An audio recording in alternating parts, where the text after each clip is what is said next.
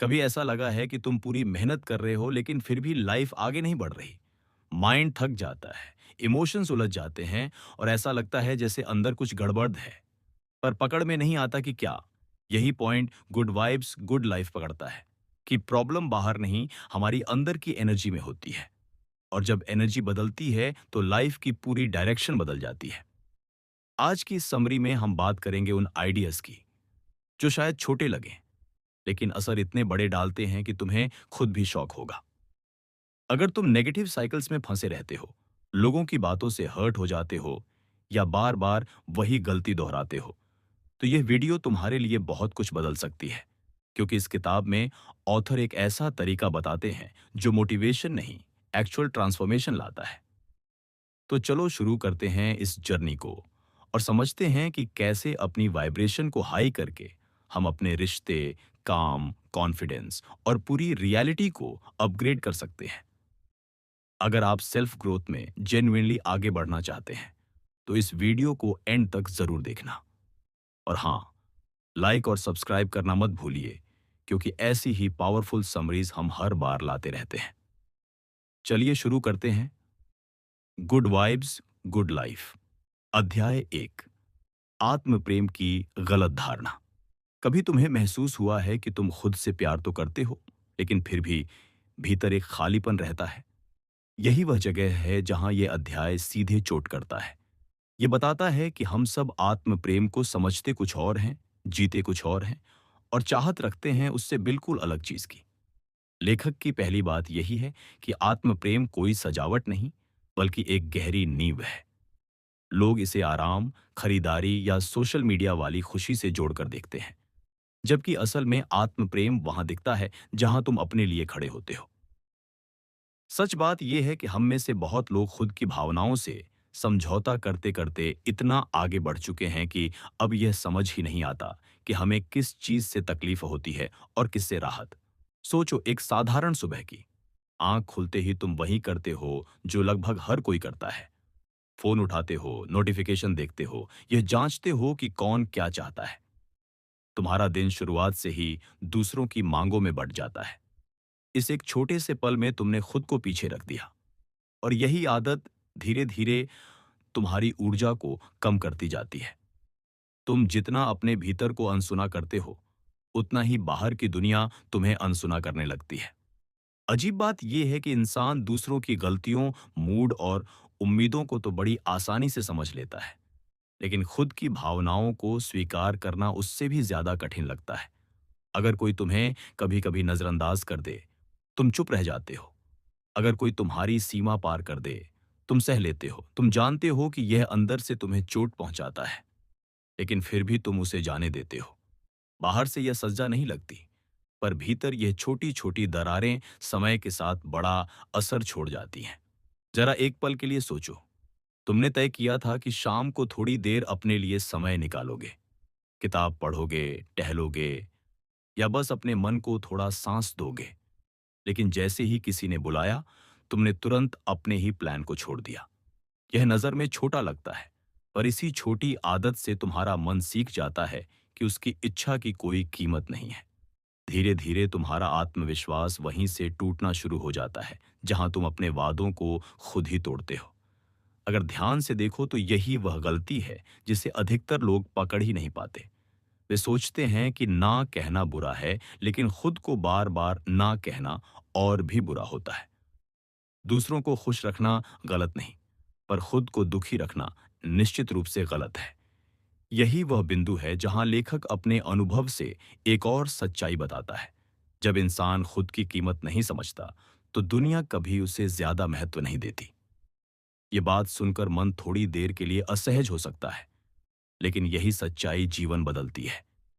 जब तुम अपने भीतर की थकान को पहचानते नहीं, तो वही थकान धीरे धीरे चिड़चिड़ापन बन जाती है। जब तुम अपनी भावनाओं को दबाते हो, तो वे अंदर ही अंदर भारीपन में बदल जाती हैं। और फिर एक समय ऐसा आता है जब इंसान खुद को समझ ही नहीं पाता कि दुख किस बात का है। लेखक कहता है कि आत्म प्रेम का मतलब बड़े फैसले नहीं है। यह उन छोटे छोटे क्षणों में छिपा होता है जहां तुम खुद के लिए खड़े होते हो, जहां तुम अपने मन की आवाज सुनते हो, जहां तुम अपने आप से ईमानदार होते हो, सीमाएं बनाना आत्म प्रेम का सबसे स्पष्ट रूप है। और जितनी मजबूती से तुम अपनी सीमाएं संभालते हो, उतनी ही मजबूती से जीवन तुम्हें संभालने लगता है। जब तुम खुद को सही जगह देते हो, जब तुम अपनी भावनाओं को गंभीरता से लेते हो, जब तुम अपने निर्णयों का सम्मान करते हो, तभी आत्मविश्वास भीतर से जन्म लेता है। यही वह विश्वास है जो तुम्हारे हर काम की गुणवत्ता बदल देता है। इस अध्याय का निष्कर्ष बड़ी सरलता से जीवन की गहराई समझाता है। जिस दिन तुम खुद को वह सम्मान दे दोगे जिसके तुम हकदार हो, उसी दिन तुम्हारा जीवन नई दिशा पकड़ लेगा। अध्याय 2, विचारों की शक्ति और ऊर्जा का खेल। कभी तुम्हें लगा है कि तुम्हारे आसपास की दुनिया तुमसे ज्यादा तुम्हारे मन के अनुसार बदलती है? जैसे कभी-कभी बिना कुछ कहे ही माहौल भारी महसूस होता है और कभी अचानक हल्का। इस अध्याय की शुरुआत इसी अजीब लेकिन सच लगने वाली बात से होती है। तुम्हारी सोच तुम्हारी ऊर्जा बनाती है और तुम्हारी ऊर्जा तुम्हारी पूरी वास्तविकता को प्रभावित करती है। लेखक का कहना है कि विचार सिर्फ विचार नहीं होते, वे तुम्हारे पूरे जीवन की दिशा तय करने वाली शक्ति होते हैं। ये बात सामान्य लग सकती है, लेकिन जब तुम इसे गौर से समझते हो तो महसूस होता है कि जीवन में जितना दर्द हम बाहर के कारण मानते हैं, उसका बड़ा हिस्सा हमारे भीतर चल रही बातचीत से पैदा होता है। इंसान दिन भर अपने मन से लगातार बातें करता रहता है और विडंबना यह है कि वही मन अक्सर सबसे ज्यादा कठोर भाषा का इस्तेमाल करता है। तुमसे नहीं होगा, तुम बहुत पीछे हो, तुम दूसरों जैसे क्यों नहीं हो सकते। इन वाक्यों का असर हम उतना नहीं समझते, लेकिन ये धीरे धीरे हमारी ऊर्जा को नीचे खींचते रहते हैं। सोचो, एक साधारण दिन जब तुमने सुबह उठकर ही ये सोचा कि आज बहुत मुश्किल है, आज मन नहीं है, या आज सब उल्टा ही होगा। उस पल तो यह एक विचार लगता है, लेकिन उसी एक विचार से तुम्हारे व्यवहार, तुम्हारे फैसले और तुम्हारी ऊर्जा पर असर पड़ता है। तुम अपनी क्षमता से कम काम करते हो, कम बोलते हो, कम पहल करते हो, जैसे तुम्हारा मन तुम्हें पहले ही हारने पर मजबूर कर चुका है। यही इस अध्याय की मुख्य बात है। तुम्हारी सोच तुम्हारे रास्ते पर पहला कदम रखती है। इसी के उलट एक और दृश्य देखो। कभी कभी तुमने तय किया होता है कि आज मैं कोशिश करूंगा, आज मैं शांत रहूंगा, आज मैं बेहतर तरीके से काम करूंगा। ऐसी सोच ऊर्जा को ऊपर उठाती है, और जब ऊर्जा ऊपर होती है तो छोटी से छोटी चीज भी आसान लगने लगती है। लेखक इसी को सकारात्मक कंपन यानी हाई वाइब्रेशन कहता है। उसकी मान्यता है कि जब तुम सकारात्मक ऊर्जा में रहते हो तो दुनिया की घटनाएं तुम्हारे पक्ष में आने लगती है। तुम्हारे सामने वही अवसर खुलते हैं जिन्हें तुम पहले देख भी नहीं पाते थे। यहाँ एक और बात दिलचस्प है। हम अक्सर सोचते हैं कि बाहरी हालात बदलेंगे, तब मन बदलेगा। लेकिन लेखक पूरी तरह उल्टा कहता है, मन बदलेगा तब हालात बदलेंगे। और अगर हालात तुरंत न भी बदलें, तो उन्हें संभालने का तरीका इतना मजबूत हो जाता है कि वही हालात डराने के बजाय चुनौती लगने लगते हैं। सोच की इस कड़ी को समझने में लोगों को देर लगती है, लेकिन जिस दिन समझ आती है, उसी दिन जीवन हल्का हो जाता है। कभी ऐसा हुआ है कि एक छोटा सा नकारात्मक विचार एक पूरी श्रृंखला शुरू कर देता है। तुमने किसी की एक बात को गलत समझ लिया और मन तुरंत बातें घुमाने लगा। शायद वो मुझे पसंद नहीं करता, शायद मैंने कुछ गलत कर दिया, शायद सब लोग मेरे बारे में यही सोचते होंगे। जबकि हकीकत यह है कि उस व्यक्ति ने शायद कुछ सोचा ही नहीं था, लेकिन तुम्हारा मन पूरी कहानी बना चुका था। यही विचारों की सबसे खतरनाक आदत है। वे वास्तविकता से पहले कहानी गढ़ देते हैं। अब सोचो, अगर यही कहानी सकारात्मक दिशा में घड़ी जाए तो क्या फर्क पड़ेगा? सोचो, कोई काम तुम्हें कठिन लग रहा है और तुमने खुद से कहा, मैं कोशिश कर सकता हूं, मैं सीख सकता हूं, मैं संभाल सकता हूं। इस सोच में जादू है। यह न सिर्फ तुम्हारी ऊर्जा बढ़ाती है, बल्कि तुम्हारी पहचान भी बदलती है। इंसान वही बनता है जो वह अपने मन में बार बार दोहराता है। अगर तुम लगातार अपने बारे में एक ही नकारात्मक वाक्य कहते रहोगे, तो तुम उसी पहचान में ढल जाओगे। लेकिन अगर तुम अपने बारे में कुछ बेहतर बोलना शुरू कर दो, तो पहचान भी बेहतर बन जाएगी। लेखक की एक खूबसूरत बात यह है कि वह सोच को सिर्फ मानसिक प्रक्रिया नहीं मानता, बल्कि एक कंपन मानता है। जैसे बिजली का प्रवाह होता है, जैसे आवाज का कंपन होता है, वैसे ही सोच का भी कंपन होता है। अगर तुम्हारी सोच गुस्सा, डर, नाराजगी, कमी, तुलना और असुरक्षा से भरी है, तो तुम्हारे आसपास की ऊर्जा भी उसी के अनुसार भारी हो जाएगी। तुम छोटी-छोटी बातों से परेशान हो जाओगे, लोग तुम्हें जल्दी आहत कर देंगे और छोटी कोशिश भी बड़ी लगेगी। लेकिन अगर तुम्हारी सोच में आशा, विश्वास, स्थिरता और आभार है, तो ऊर्जा ऊपर उठने लगती है। उसी जगह खड़े होकर भी जीवन अलग महसूस होता है। वही लोग, वही काम, वही परिस्थितियां, लेकिन अनुभव पूरी तरह बदल जाता है। इसी को लेखक जीवन का आंतरिक परिवर्तन कहता है।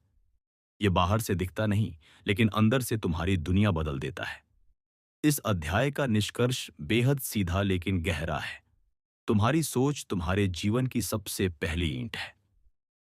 अगर ईंट ही कमजोर होगी, तो पूरी इमारत कैसे टिकेगी? अपनी सोच को हल्का, साफ और सकारात्मक बनाना ही वह पहला काम है जो जीवन को अच्छी दिशा देता है। अध्याय 3, सेल्फ लव। वो चीज जिसे हम सबसे ज्यादा डिजर्व करते हैं, लेकिन सबसे कम देते हैं। अजीब नहीं लगता? हम दूसरों के लिए इतने सॉफ्ट, इतने केयरिंग, इतने गिविंग बन जाते हैं, लेकिन जब बात खुद की आती है, तो सबसे पहले खुद को ही जज, पनिश या इग्नोर कर देते हैं। और यही इस अध्याय की सबसे चुभने वाली सच्चाई है। जिंदगी तब तक हल्की नहीं होती जब तक इंसान खुद के साथ अच्छा रहना नहीं सीख जाता। कभी सोचा है, हम छोटी छोटी कमियों को पकड़कर खुद को कितना नीचे गिरा देते हैं? एक गलती हुई नहीं, दिमाग तुरंत अटैक मोड में चला जाता है। तुमसे कुछ नहीं होगा, तुम हमेशा गड़बड़ करते हो। और यही सेल्फ टॉक धीरे धीरे आइडेंटिटी बन जाती है। लोग कहते हैं सेल्फ लव मतलब सेल्फी, स्पा या वेकेशन, लेकिन असली सेल्फ लव तो दिमाग के अंदर होने वाले इस कच्चे, कड़वे डायलॉग को बदलने से शुरू होता है। इमेजिन करो, तुमने एक काम किया, वो थोड़ा बिगड़ गया। नॉर्मल इंसान क्या करेगा? बोलेगा, कोई बात नहीं, अगली बार बेटर होगा। लेकिन हम खुद को ऐसे डांटते हैं जैसे किसी दुश्मन को डांट रहे हो। और यही सबसे डेंजर जोन है, क्योंकि जब इंसान खुद को ही सेफ स्पेस नहीं देता, तो ग्रोथ किस मिट्टी में उगेगी? मान लो तुम्हारा कोई दोस्त हिम्मत हार रहा है, तुम क्या करोगे? उसे उठाओगे, समझाओगे, मोटिवेट करोगे। लेकिन जब खुद तुम थक जाते हो, डरते हो, फेल होते हो, तब तुम्हारे अंदर बैठा क्रिटिक तुम्हें और नीचे धकेल देता है। यही फर्क सेल्फ लव और सेल्फ नेग्लेक्ट के बीच खड़ी दीवार बन जाता है। और यहाँ एक पॉइंट बहुत जोर से हिट करता है। सेल्फ लव कोई लग्जरी नहीं है, ये सर्वाइवल स्किल है। जैसे पौधा पानी के बिना जीवित नहीं रह सकता, वैसे इंसान एनकरेजमेंट के बिना ग्रो नहीं कर सकता। अगर हम खुद को ही प्यार, सपोर्ट और पेशेंस नहीं देंगे, तो दुनिया से क्या एक्सपेक्ट करेंगे?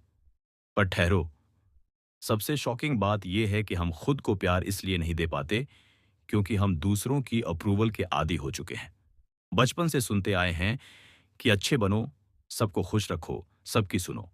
और इस चक्कर में हम खुद की जरूरतें आखिरी पायदान पर रख देते हैं। लेकिन सच, दुनिया के स्टैंडर्ड्स कभी पूरे नहीं होंगे। इसलिए सेल्फ लव मतलब अपने वर्थ को दूसरों के मूड या वैलिडेशन से अलग करना। अब सोचो, अगर तुम हर गलती पर खुद को मारने की बजाय खुद को समझाओ, चलो ठीक है, ये भी सीख का हिस्सा है, क्या जिंदगी हल्की नहीं लगने लगेगी? और अगर तुम हर सक्सेस पर खुद को जेन्युइनली अप्रिशिएट करो, I am proud of my self, तो क्या कॉन्फिडेंस खुद ब खुद नहीं बढ़ेगा? स्मॉल विंस, स्मॉल प्रेजेस, यही ब्रिक बाय ब्रिक नया वर्जन बनाते हैं। और हाँ, एक बात जो कई लोग स्किप कर देते हैं, सेल्फ लव का मतलब बाउंड्रीज बनाना भी है। किसी को मना करना, टॉक्सिक लोगों से दूरी रखना, अपनी मेंटल स्पेस को प्रोटेक्ट करना, ये सब सेल्फ लव का सबसे प्रैक्टिकल रूप है। कई बार नहीं कहना सबसे बड़ा हाँ होता है खुद के प्रति। अब आखिरी बात जो दिल पर सीधी लगती है, सेल्फ लव का मतलब परफेक्ट बनना नहीं है, इंसान बनकर जीना है। अपनी गलतियों समेत खुद को एक्सेप्ट करना, खुद के साथ सुकून में रहना, खुद को वही सॉफ्टनेस देना जो तुम दूसरों को देते हो। क्योंकि जब इंसान खुद से प्यार करना सीख जाता है, तब दुनिया उसे तोड़ नहीं पाती। मैं तो बस यही कहूंगा कि खुद से लड़ना बंद करो, खुद के साथ चलना सीखो, तभी जिंदगी चलती नहीं, चमकने लगती है। अध्याय 4, ऊर्जाएं। जो भीतर बसता है, वही बाहर की दुनिया में आकार लेता है। कभी ध्यान दिया है? कुछ लोग बिना किसी बड़ी कोशिश के भी सही मौके, सही लोग और सही रास्ते अपनी तरफ खींच लेते हैं, और कुछ लोग लाख मेहनत करके भी वहीं के वहीं अटक जाते हैं। इस अध्याय की सबसे गहरी बात यही है। तुम्हारी आंतरिक ऊर्जा ही तुम्हारी बाहरी दुनिया की दिशा तय करती है। लोग इसे किस्मत कहते हैं, ब्रह्मांड कहते हैं, वाइब कहते हैं, लेकिन असल मायने एक ही है। जैसा तुम भीतर महसूस करते हो, वैसा ही जीवन तुम्हें बाहर दिखाता है।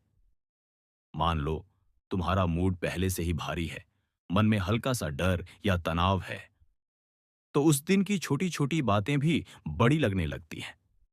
जरा सा ट्रैफिक भी चिढ़ पैदा कर देता है। कोई छोटी सी बात भी पूरी बहस में बदल जाती है, और पूरे दिन जैसे सब कुछ उल्टा चलता रहता है। लेकिन जिन दिनों मन शांत, हल्का और सहज महसूस करता है, वही ट्रैफिक संगीत जैसा लगता है, वही समस्या आसानी से हल हो जाती है। ये वही ऊर्जा है जो पूरे दिन का रंग बदल देती है।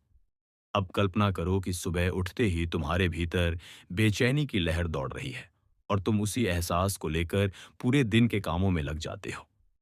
यह बेचैन ऊर्जा तुम्हारी बातों में आती है, फैसलों में आती है, और लोगों से व्यवहार में भी उतर आती है।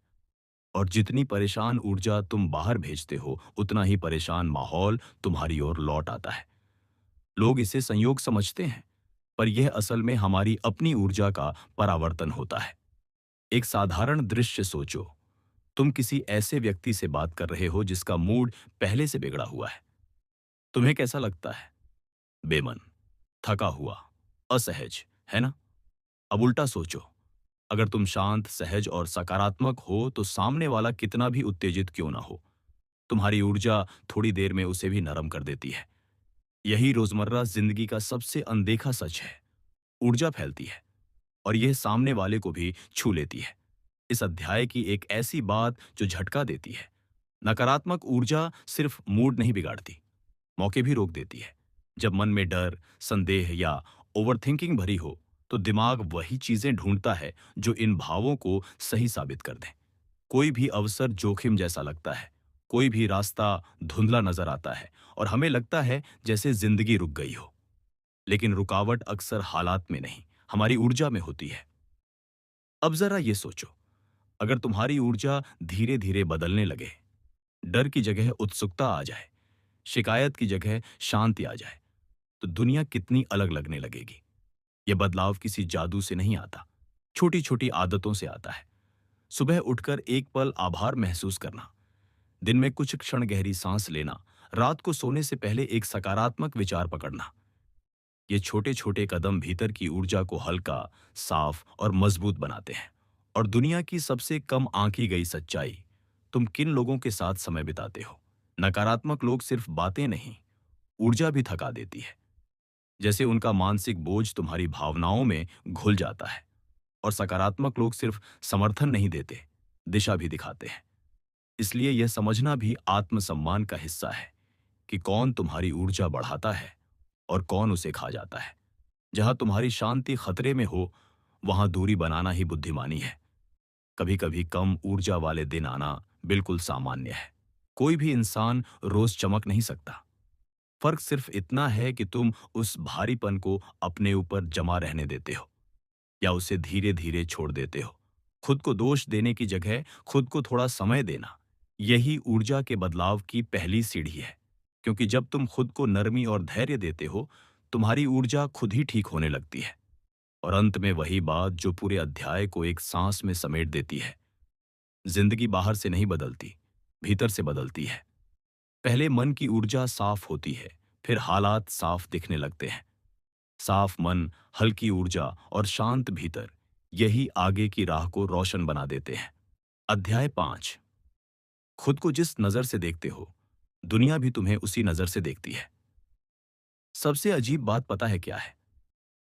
दुनिया तुम्हें उतना नहीं जज करती जितना तुम खुद को करते हो। हम अपने दिमाग में अपने लिए जो इमेज बना लेते हैं, वही हमारी आवाज में, चाल में, फैसलों में और पूरी उपस्थिति में उतर जाती है। और यह अध्याय सीधा दिल पर लगता है। अगर तुम अपने आप को कम समझते हो, तो दुनिया तुम्हें ज्यादा समझने की गलती कभी नहीं करेगी। आत्म छवि सिर्फ विचार नहीं होती, यह व्यवहार बन जाती है। और व्यवहार ही जिंदगी की दिशा तय करता है। कभी गौर किया है, जब तुम अपने बारे में अच्छा महसूस करते हो, तो सामने वाला भी तुम्हें एक अलग आत्मविश्वास के साथ देखता है। वही बातें जो किसी और दिन तुम मजबूरी से बोलते, उस दिन आसानी से निकल जाती है। वही काम जो किसी और समय भारी लगता, उस दिन हल्का लगता है। असल फर्क बाहर नहीं होता, भीतर की छवि का होता है। और यही वो जगह है जहां लोग सबसे ज्यादा खुद को कमजोर बना लेते हैं। वे अपने दिमाग में एक छोटी सी कमी को इतना बड़ा बना लेते हैं कि पूरी पहचान उसी के आसपास घूमने लगती है। सोचो, तुम कोई काम शुरू करने जा रहे हो। दिमाग में अचानक से एक फुसफुसाहट उठती है, अगर मैं फेल हो गया तो। तुम रुक जाते हो। अब यही स्थिति थोड़ी बदल कर सोचो, अगर वही दिमाग बोले, अगर मैं सीख गया तो। क्या फर्क पड़ता है? बस एक छोटा सा मोड़, और पूरी दिशा बदल जाती है। आत्म छवि की यही शक्ति है। ये नजर बदलती है, और नजर बदलते ही दुनिया का रंग बदल जाता है। अब एक रिलेटेबल पल सोचो। तुम किसी भीड़ में खड़े हो, और अचानक तुम्हें लगता है कि सब तुम्हें देख रहे हैं, जज कर रहे हैं, तुम्हारी किसी गलती को पकड़ लेंगे। जबकि सच्चाई ये है कि हर इंसान अपनी ही दुनिया में खोया हुआ है। लेकिन हम अपने दिमाग में जो कहानी बनाते हैं, वह हमारे आत्मविश्वास को उसी क्षण से चूसने लगती है। यही वह जगह है जहां जरूरत होती है खुद से ईमानदार बातचीत की। क्या सच में दुनिया मेरे बारे में इतना सोच रही है, या मैं ही खुद को लेकर बहुत कठोर हूं? इस अध्याय की एक गहरी बात दिल में उतर जाती है। आत्म छवि जन्म से तय नहीं होती, हम रोज इसे गढ़ते हैं। हर अनुभव, हर प्रशंसा, हर आलोचना, हर गलती, सब मिलकर एक नक्शा बनाती है। लेकिन सबसे बड़ी सच्चाई यह है कि ये नक्शा पत्थर पर नहीं लिखा होता। इसे हर दिन बदला जा सकता है, थोड़ा थोड़ा, धीरे धीरे, लगातार। अब सोचो, अगर तुम खुद को हर दिन ऐसे देखो जैसे तुम अपने किसी प्रिय दोस्त को देखते हो, उसके हर छोटे से प्रयास को सराहते हो, हर गलती पर उसे समझाते हो, हर डर में उसे थाम लेते हो, क्या तुम अपने लिए ऐसा कर पाते हो? शायद नहीं। और यही आत्म छवि की सबसे बड़ी लड़ाई है। हम दूसरों के लिए जितने दयालु होते हैं, खुद के लिए उतने कठोर बन जाते हैं। एक छोटा दृश्य मन में लाओ। तुम किसी इंटरव्यू में गए हो, मन थोड़ा कांप रहा है, लेकिन तुमने खुद को कहा, मैं इसके लायक हूं, मैंने मेहनत की है। इस एक वाक्य की गर्माहट तुम्हारी चाल में उतर जाती है, तुम्हारी भाषा में, तुम्हारे चेहरे में। और अक्सर इसी बदलाव की वजह से सामने वाला तुम्हें भरोसेमंद मान लेता है। यही आत्म छवि का जादू है। तुम अपनी कहानी खुद लिखते हो, और दुनिया उस कहानी को सच मानने लगती है। दुनिया का सबसे अनदेखा सच ये है कि लोग तुम्हारी ऊर्जा को पढ़ते हैं, तुम्हारे शब्दों को नहीं। अगर तुम खुद को छोटा महसूस करते हो, तुम्हारा व्यवहार भी छोटा हो जाएगा, और लोग उसे वैसा ही मान लेंगे। लेकिन जब तुम खुद को सम्मान देते हो, खुद को योग्य मानते हो, खुद को काबिल समझते हो, तो दुनिया का नजरिया भी बदलने लगता है। और अंत में वही बात जो इस अध्याय को पूरी तरह समेट देती है। आत्म छवि कोई आईना नहीं, एक खिड़की है। जैसा तुम खुद को देखते हो, वैसा ही तुम्हें जीवन नजर आता है। अगर खिड़की साफ है, रोशनी अंदर आती है।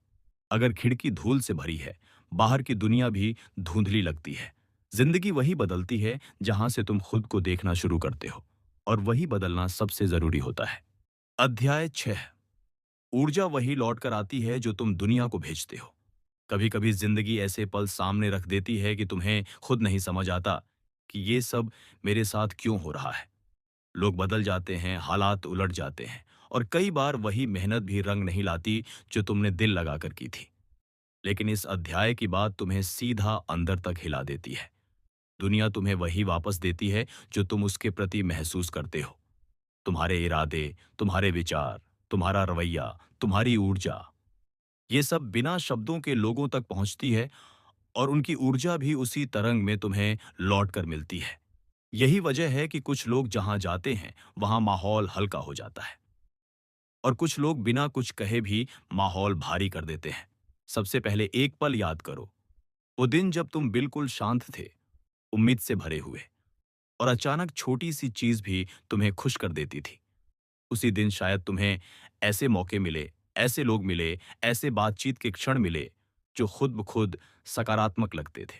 जैसे जिंदगी ने तुम्हारे लिए रेड कारपेट खोल दिया हो। अब वही पल उल्टा सोचो, वो दिन जब तुम्हारा मूड उतर चुका था, कुछ भी अच्छा नहीं लग रहा था, हर बात गलत लग रही थी और हर इंसान किसी न किसी वजह से चुभ रहा था। उस दिन तुम्हारी दुनिया ही पूरी उल्टी लग रही थी। असल में दोनों दिनों में दुनिया एक जैसी थी, बस तुम्हारी ऊर्जा अलग थी। सोचो, अगर तुम सुबह उठते ही खुद से एक भारी सा वाक्य कह दो, आज भी वही झंझटें हैं, पता नहीं क्या होने वाला है, तो पूरा दिमाग उसी मूड में सेट हो जाता है। फिर जो भी होता है उसे तुम उसी फिल्टर से देखते हो। और अगर सुबह तुम खुद से इतना सा कह दो, आज कुछ अच्छा हो सकता है, तो भी दिमाग एक अलग फोकस पर काम करने लगता है। हमारा मन कैमरे की तरह है, जिस चीज पर फोकस करता है तस्वीर वही साफ आती है। और यही बात आसपास की दुनिया में भी उतर जाती है। तुम जिस फोकस के साथ जीते हो, वही अनुभव की शक्ल लेकर तुम्हारे सामने आता है। अब एक रिलेटेबल एग्जाम्पल पकड़ो। मान लो तुम किसी से मिलने जा रहे हो, रास्ते में तुम सोचते हो, पता नहीं ये इंसान कैसा निकलेगा, शायद एटीट्यूड दिखाए, शायद बात खराब हो जाए। बस इतना सोचना ही तुम्हारी बॉडी लैंग्वेज को बदल देता है। चेहरे पर हल्की सख्ती आ जाती है, आवाज में हिचक आ जाती है, तुम्हारी ऊर्जा थोड़ी खिंची हुई लगती है। सामने वाला भी अनजाने में वही टोन पकड़ लेता है, बात अटक अटक कर चलती है और तुम घर लौट कर कहते हो, मुझे पता ही था कि ऐसा होगा। अब इसे उल्टा सोचो, अगर तुम मन में ये सोच लेकर जाओ कि ये मुलाकात आसान होगी, मैं खुलकर बात करूंगा, माहौल अच्छा रहेगा, तुम्हारा चेहरा नरम, आंखें सहज, आवाज साफ और शरीर खुला हो जाता है। सामने वाला इंसान भी उसी वाइब को पकड़ लेता है, बात आसानी से चलती है, माहौल गर्माहट से भर जाता है और तुम निकलते हुए सोचते हो, यार ये तो बहुत स्मूथ था। यहां सबसे बड़ी सच्चाई छुपी हुई है, तुम खुद अपना माहौल बनाते हो। बहुत लोग अपनी जिंदगी को सिर्फ घटनाओं का खेल समझ लेते हैं, लेकिन असल में ज्यादातर चीजें हमारी ऊर्जा से ही शेप लेती हैं। अगर तुम रोज खुद को डर, शक, कमी, तुलना, गुस्सा या तनाव की ऊर्जा में रखते हो, तो तुम्हारे रिश्ते भारी हो जाते हैं, काम में वजन बढ़ जाता है, दिमाग थका हुआ महसूस करता है। लेकिन जिस दिन तुम हल्की ऊर्जा में जाते हो, थोड़ी सी उम्मीद, थोड़ी सी दयालुता, थोड़ा सा भरोसा, अचानक हालात भी हल्के लगने लगते हैं। अब एक पल सोचो, कितनी बार तुमने बिना वजह किसी की बात को गलत समझ लिया है? कितनी बार तुमने किसी के चेहरे की थकान को एटीट्यूड मान लिया? कितनी बार तुमने किसी छोटी सी बात को दिल पर ले लिया, सिर्फ इसलिए क्योंकि उस समय तुम्हारी ऊर्जा पहले से ही असंतुलित थी। जब मन उलझा होता है, दुनिया भी उलझी हुई लगती है। और यह भी उतना ही सच है, जब तुम्हारी नीयत साफ होती है, दुनिया की थोड़ी सी कठोरता भी तुम्हें ढाती नहीं है। जब तुम्हारे भीतर शांति होती है, बाहर का शोर कम लगने लगता है। जब तुम अपने विचारों में रोशनी रखते हो, दूसरों की परछाइयां तुम्हें डराती नहीं है। ये कोई जादू नहीं, बस एक सटिल सी दया की तरह है, जो हमारे भीतर से बाहर तक फैली होती है। अब एक छोटी सी स्थिति और सोचो, तुम किसी नए प्रोजेक्ट पर काम करना शुरू करने वाले हो। अगर तुम शुरुआत ही इस सोच से करो कि पता नहीं होगा भी या नहीं, तो दिमाग क्रिएटिव नहीं, डिफेंसिव मोड में चला जाता है। लेकिन अगर तुम शुरुआत ही इस वाक्य से करो, चलो सीखना शुरू करता हूं और कर लूंगा, तो मन खुल जाता है, एनर्जी हल्की हो जाती है और उसी हल्केपन में दिमाग बेहतर काम करता है। यही एनर्जी तुम्हारे डिसीजंस में, पेशेंस में और रिजल्ट्स में उतरने लगती है। इस अध्याय का असली सार ये है, ऊर्जा सिर्फ वाइब नहीं होती, यह इनविजिबल कम्युनिकेशन होता है। तुम जो महसूस करते हो, वही तुम्हारे शब्दों में, एक्सप्रेशन में, जेस्चर्स में, डिसीजंस में फैल जाता है और लोग उसे जज नहीं करते, वे उससे अब्जॉर्ब करते हैं। और सबसे खूबसूरत सच, ऊर्जा बदलना मुश्किल नहीं, बस शुरुआत करनी होती है। एक अच्छा विचार, एक साफ नीयत, एक छोटी सी दयालुता, एक हल्का सा भरोसा, बस इतना काफी होता है कि दुनिया थोड़ा सा नरम हो जाए। अंत में बात उतनी ही सीधी है, जैसी हवा तुम भेजते हो, वैसी ही हवा लौटकर तुम्हें छूती है। जिंदगी के मौसम बाहर नहीं बनते, वे ज्यादातर तुम्हारी ऊर्जा से तय होते हैं। और जब तुम अपनी ऊर्जा को साफ रखते हो, दुनिया खुद ब खुद थोड़ी उजली हो जाती है। पूरी किताब का एक ही गहरा संदेश दिल में रह जाता है, तुम्हारी वाइब ही तुम्हारी लाइफ की दिशा तय करती है। अगर अंदर की एनर्जी हल्की, साफ और पॉजिटिव है, तो बाहर की दुनिया भी उसी अंदाज में तुम्हारे लिए खुलने लगती है। और अगर अंदर ही बोझ, डर और सेल्फ डाउट भरा है, तो दुनिया भी वैसी ही दिखाई देती है। इसलिए आज से बस एक काम याद रखना, अपनी एनर्जी को प्रोटेक्ट करो, अपनी सोच को एलिवेट करो और खुद को उन चीजों की तरफ ले जाओ जो तुम्हें ग्रो कराती है। जो बातें इस किताब ने सिखाई, उन्हें सिर्फ सुनकर मत छोड़ो, इम्प्लीमेंट करो, रोज थोड़ा-थोड़ा सही, लेकिन कॉन्सिस्टेंटली करो। क्योंकि जितनी बार तुम अपनी वाइब्रेशन को बेटर करते हो, उतनी ही बार लाइफ तुम्हारे लिए नए रास्ते खोलती है।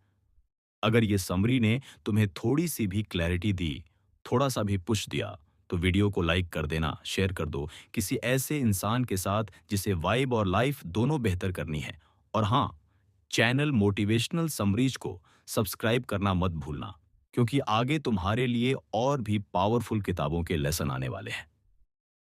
Thank you so much for watching, और याद रखना, अपनी वाइब ऊंची रखो, लाइफ अपने आप ऊंची हो जाएगी।